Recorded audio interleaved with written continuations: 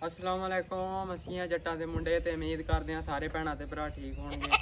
अज एक नवे ब्लॉग च हाज़र होए हैं ते एक बड़ी आला तरीन शै लैके हाज़र होए हैं। तुसीं अज तक ये तो सुनिया होगा कि वो 4 थनी गां देख सकते हैं ते उधर मझ बैठी है 4 थनी ते 4 बकरी 2 थनी वेखी होगी। अज तुहाडे सामने एक आला चीज़ जिहड़ी 4 थनी बकरी लैके आए हैं।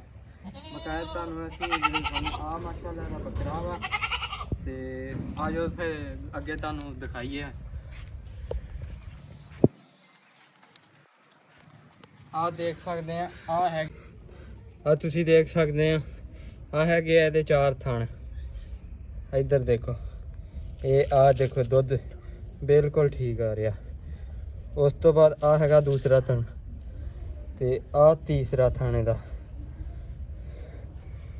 ये आ देखो चारे थणों चो दुध आ रहा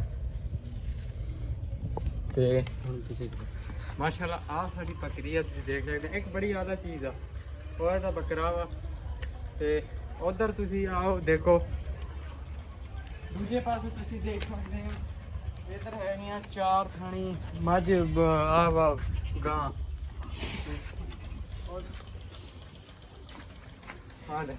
ते नाल ही तुसीं देखो आ हैगी है मझ आ देखो वो 4 थनी है ते लेकिन साडे कोल एक बड़ी आला चीज़ आ माशाअल्लाह 4 थनी बकरी आ।